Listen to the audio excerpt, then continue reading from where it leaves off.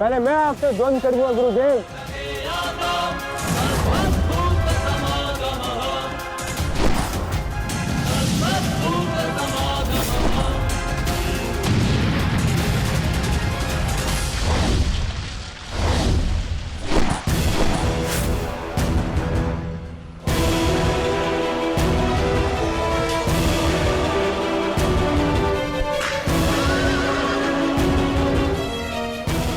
द्वंद का समय आ गया है। हमें पूरी शक्ति के साथ उनके साथ द्वंद्व करना होगा।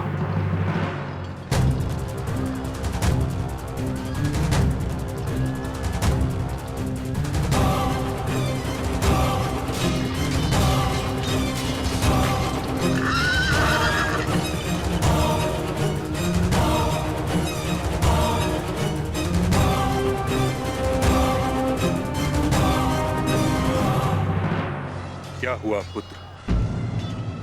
जो कर्तव्य पूर्ण करने आए हो वह करो। मेरे साथ द्वंद्व करो। रुक क्यों गए? आक्रमण करो मुझ पर। कर्म से बड़ा कोई धर्म नहीं पुत्र। पितामह ने उचित कहा, अपने कर्तव्य का पालन करो। स्मरण है ना पार्थ, ना कोई बंधु है ना कोई बंधा, ना कोई मरता है ना कोई मारता है, ये सब आत्माएं हैं।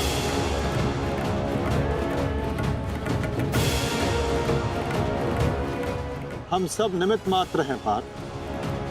अब किस अवसर की प्रतीक्षा कर रहे हो? अवसर तो तुम्हारे समक्ष खड़ा है पार्थ।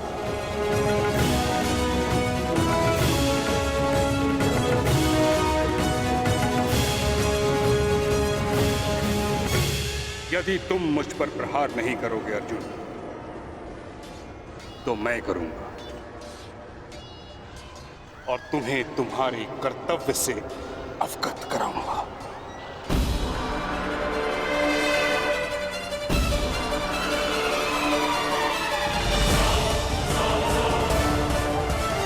अपने प्रेम भाव को अपनी दुर्बलता मत बनाओ पार्थ, अन्यथा तुम्हारा यही प्रेम भाव तुम्हारी पराजय और अधर्म की विजय का कारण बनेगा।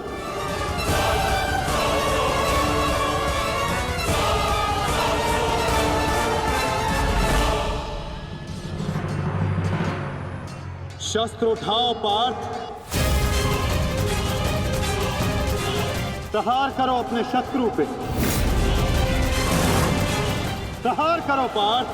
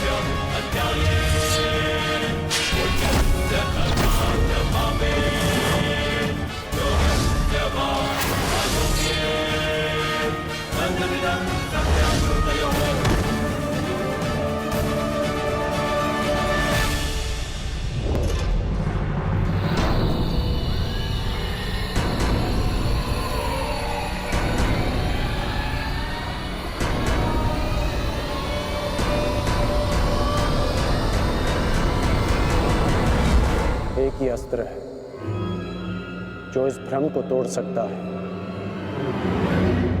सत्य कीर्ति अस्त्र।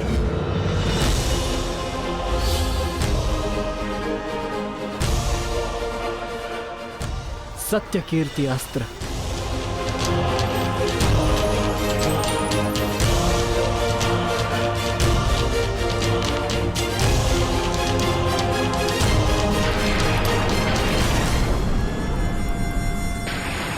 मुझे अपने कर्तव्य का पालन करना ही है। तुम भी अपने कर्तव्य का पालन करो मित्र। हम दोनों को कोई नहीं रोक सकता।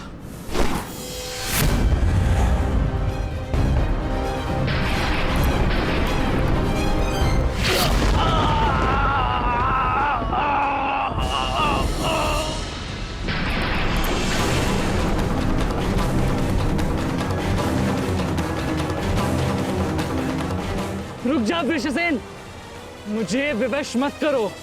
मैं केवल वो कर रहा हूं जो मेरे वश में है।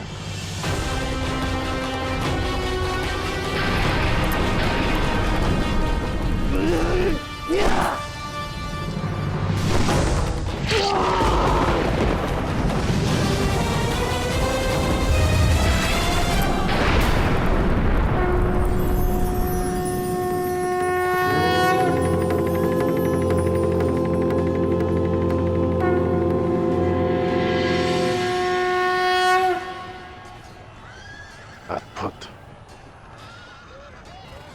मुझे तुम पर गर्व है पुत्र।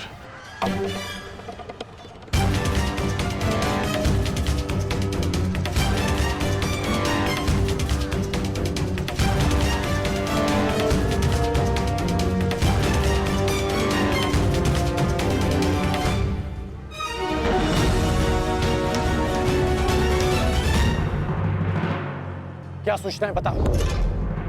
अंगराज, मैं वो बताओ मुझे। कुमार वृषेण।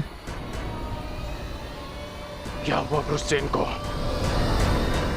बोलो। युद्ध में बुरी तरह घायल हुए हैं।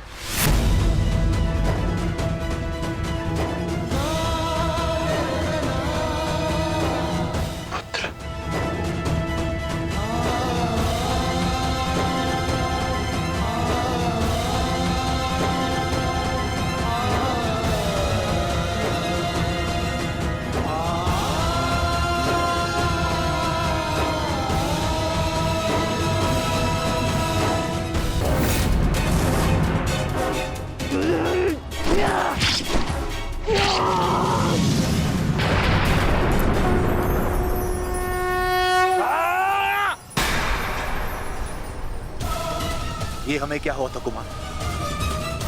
हम एक दूसरे पे क्यों प्रहार कर रहे थे? अवश्य कोई माया थी जिसका अंत हुआ।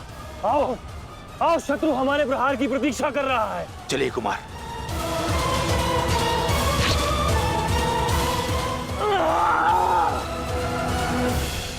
तुम्हारे कौशल और शौर्य को नमन है वृषसेन।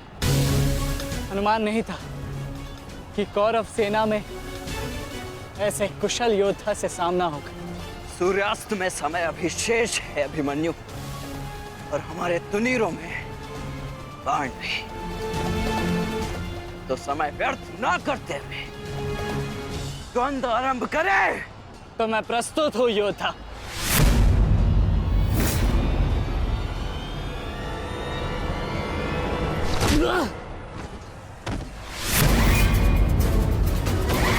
तेरे पिता की माया का अंत हुआ बालक, और अब तेरा अंत होगा।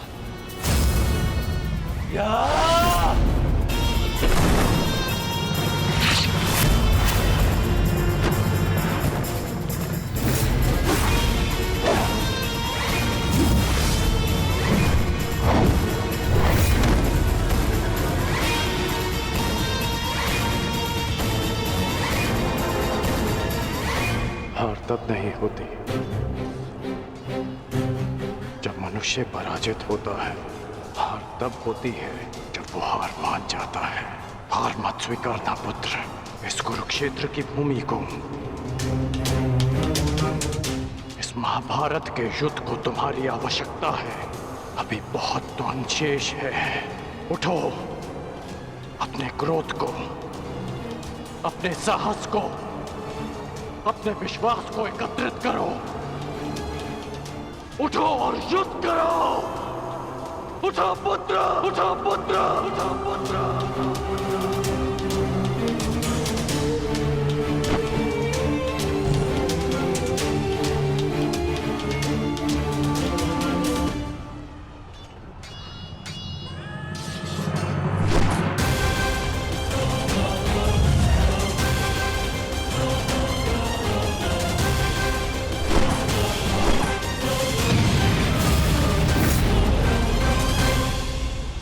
माधव, पितामह के प्रहार प्रतिक्षण बलशाली होते जा रहे हैं। हम उन्हें बहुत समय तक रोक नहीं पाएंगे। रोकना तो पड़ेगा पार्थ। जितना समय तुम इन्हें रोकोगे उतना समय भीम को मिलेगा कि वो दुर्योधन को परास्त कर युधिष्ठिर के समक्ष आत्मसमर्पण करने को विवश कर सके।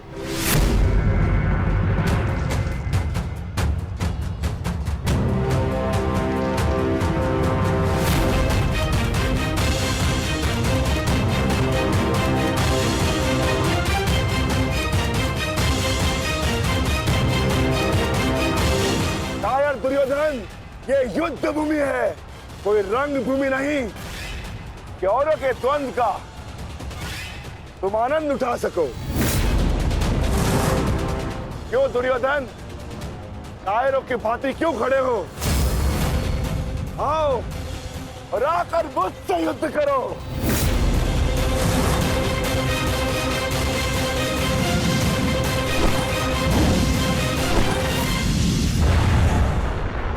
गंगापुत्र, शीघ्रता कीजिए। अर्जुन आपको द्वंद्व में उलझा रहा है। इधर भीम दुर्योधन की ओर बढ़ रहा है। महामहिम, कुछ कीजिए।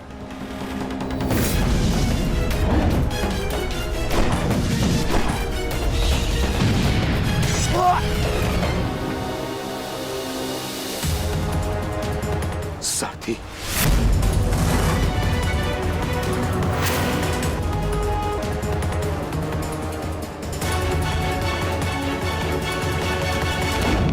सावधान अर्जुन, या तो तुम युद्ध करना भूल गए हो या फिर तुम्हें युद्ध करने का साहस नहीं है। दुर्योधन, नहीं नहीं दुर्योधन, भीम तुम्हें उकसा रहा है। द्वंद्व में मत फंसना। उचित कहा मामाश्री। मेमनों के आखेट के लिए से आगे नहीं बढ़ते। बस होके भीम के लिए तो मेरी कलिंग की सेना ही पर्याप्त है। कलंक के वीरों, आक्रमण करो और इसको बंदी बना लो। जाओ।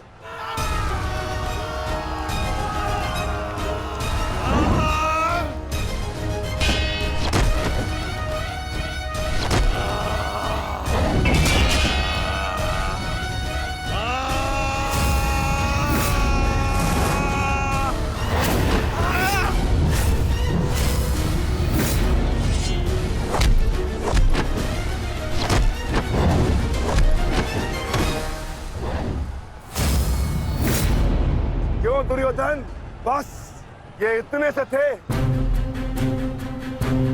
अरे इनसे तो युद्ध करके मेरे हाथ पैर भी नहीं खुले।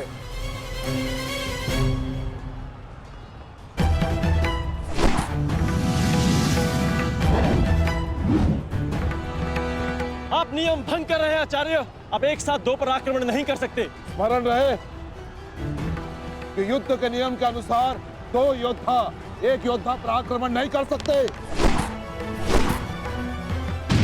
पर तो एक योद्धा दो योद्धाओं पर आक्रमण कर सकता है। सहदेव,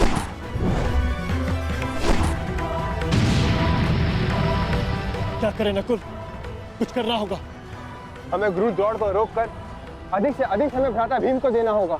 युद्ध सभा में चीख चीख कर अपने पौरुष का बखान करने वाले एक नपुंसक के भांति क्यों खड़े हो? अब किसे लाओगे अपनी ढाल बनाकर? ये विकोदर भीम तुम्हारी हर ढाल को तोड़कर तुम्हारा अंत करेगा। मैं तुम्हारे प्राण लेकर रहूंगा कायर दुर्योधन।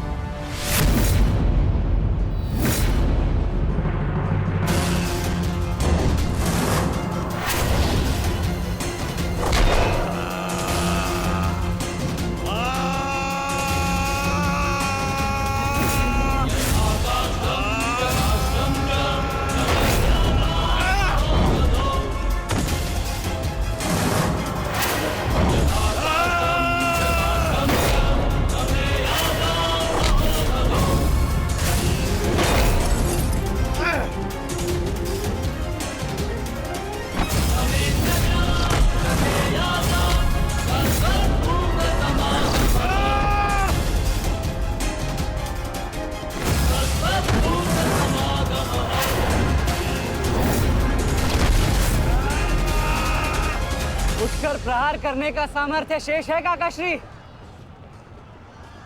या पराजय स्वीकार करते हैं? जय और पराजय की चुनौती बराबरी के योद्धाओं को दी जाती है बालक। प्रतीत होता है कि अभी तक तुम्हें कोई समर्थ योद्धा नहीं मिला।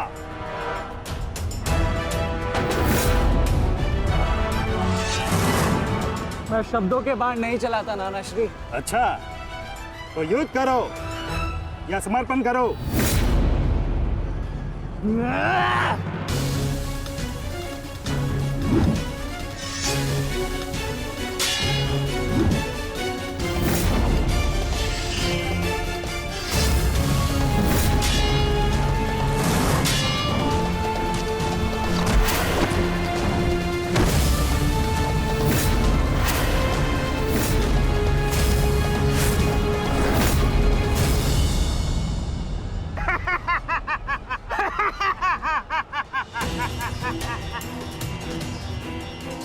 क्या हुआ, थक गए? अरे ये उस मूर्ख विराट पुत्र उत्तर की संगति का प्रभाव है। ये उसे भी यही लग रहा था कि मेरे समक्ष वो कुछ कर दिखाएगा, पर मूर्ख मृत्यु को प्राप्त हो गया। मृत्यु को चींटी की भांति इन्हीं हाथों से मसल दिया मैंने उसे। पीछे हट जाओ अभिमन्यु, अन्यथा उत्तर से कहीं पीड़ादायक मृत्यु मिलेगी। मृत्यु। तो ये समझिए कि आज उत्तर का प्रतिशोध पूर्ण होगा।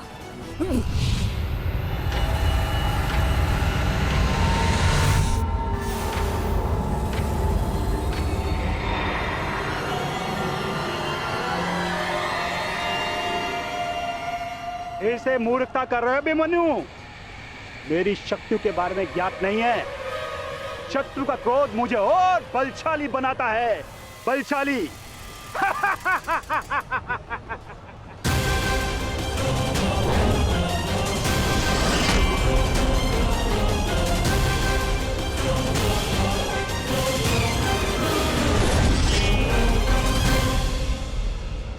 इतना ललकारने के पश्चात भी तुम रथ पर छिप कर बैठे हो दुर्योधन। मैं भी कैसा मूर्ख हूं, एक नपुंसक के वध की प्रतिज्ञा कर बैठा। आज तुमने यह सिद्ध कर दिया कि तुम एक क्षत्रिय नहीं बल्कि एक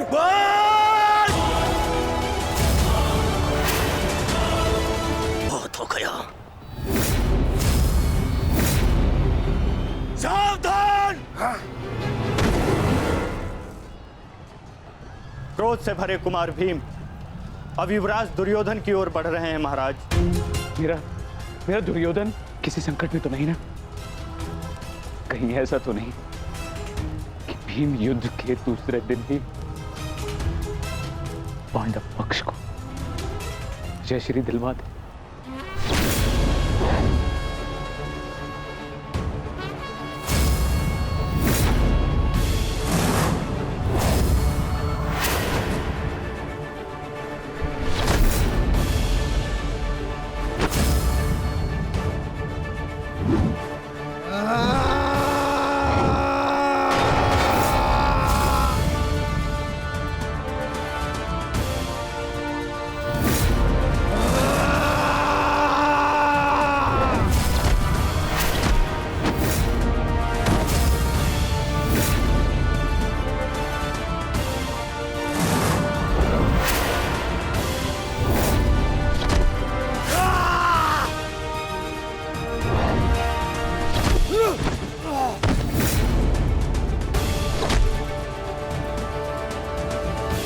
मारो दुर्योधन मारो।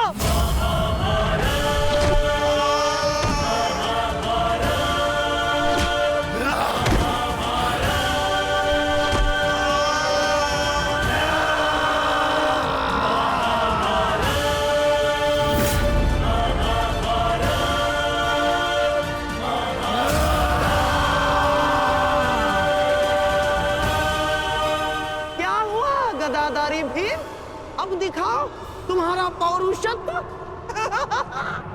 या कहो तो हस्तिनापुर की स्त्रियों से आभूषण लाके तुम्हें पहना दूं। क्या हुआ? युद्ध बातों से नहीं, बल से जीता जाता है। यदि मैल जैसे शरीर में थोड़ा सा भी साहस बचा है तो और प्रहार कर मुझ पर। अरे ये क्या पहचानेगा अपनी शक्ति को? इसे कैसे मैंने वस्त्र और आभूषण रहित करके शास्त्रों के मत्थे बिठा दिया था मैंने।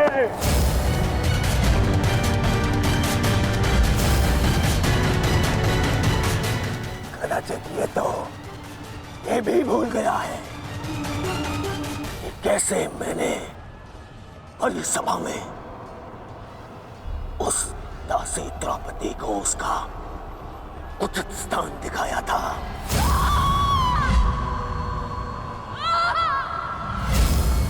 आओ दासी द्रौपदी, आकर मेरी गंगा में बैठो। आओ, वस्त्र हरण करो इस दासी का।